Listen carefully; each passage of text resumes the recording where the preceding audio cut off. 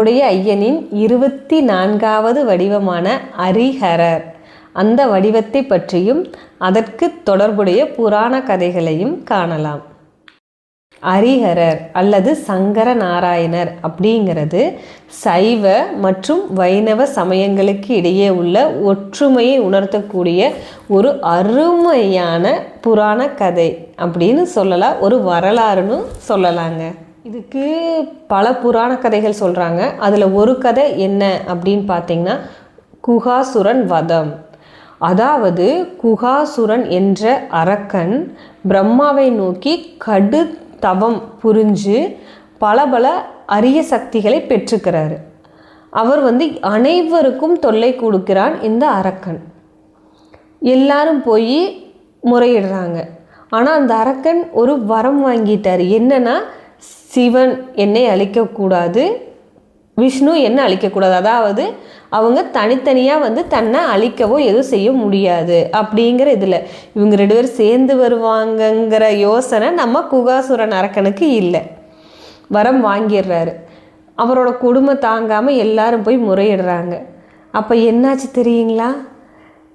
அந்த இடத்துல அது ஹரிஹரர், அதாவது நம்மளுடைய சிவன் ஹரி விஷ்ணுவும் சிவனும் சேர்ந்து இணைந்த வடிவமாகி அந்த அரக்கனை அழிச்சிருக்கிறாங்க. அதை பார்க்கவும் அரக்கனுக்கு ஸ்தம்பிச்சிட்டான்.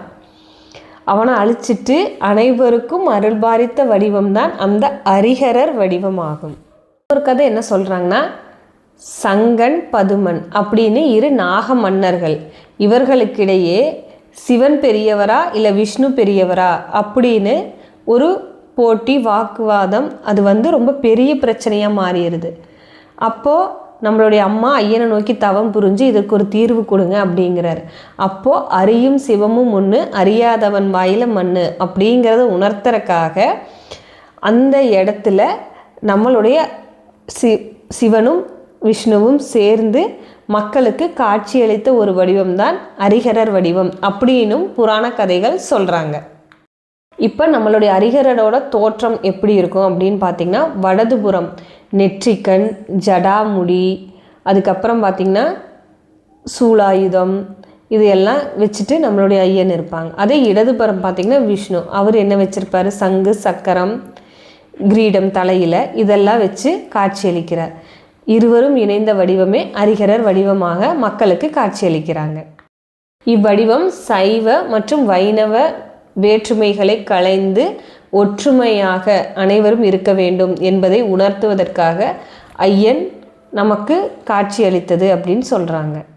இதுக்கான சிறப்பான கோவில்கள் எங்கே இருக்குதுன்னு பார்த்தீங்கன்னா, கர்நாடகாவில் ஹரிஹரேஸ்வரருக்குன்னு சிறப்பு ஆலயம் இருக்கின்றது. தமிழ்நாடு தென்காசியில் சங்கரன் கோவிலில் இவர் நமக்கு ஹரிஹரராக காட்சியளிக்கிறார். இங்கே புற்றுமண் இருக்குதுங்க. இந்த புற்றுமண் அனைத்து வியாதிகளுக்கும் மருந்தாக வழங்கப்படுகிறது. பார்த்திங்கன்னா பீகாரில் பாபா ஹரிஹரநாத்ங்கிற பேரில் நம்மளுடைய ஹரிஹரர் காட்சியளிக்கிறார். இந்த கோவில் எங்கே அமைஞ்சிருக்குதுன்னு பார்த்தீங்கன்னா, கங்கை அப்படிங்கிற நதியும் கண்டகிங்கிற நதியும் நதிகள் சங்கமிக்கும் ஒரு இடத்துல அமைஞ்சிருக்கிற மிகவும் பழமையான ஒரு கோவில் இந்த கோவில்னு சொல்கிறாங்க. அடுத்து பார்த்திங்கன்னா, மகாராஷ்டிராவில் தட்சிண காசி, அதாவது தென்காசி, தெற்கில் இருக்கிற காசி அப்படின்னு இந்த ஸ்தலம் போற்றப்படுகிறது. இதனோட சிறப்பு என்னன்னு பார்த்தீங்கன்னா, சிவன், பிரம்மா, விஷ்ணு மூவரும் இணைந்து காட்சியளிப்பதாக இங்கு நம்பப்படுகிறது. சிறப்பான ஸ்தலமாக இது இருக்கிறது.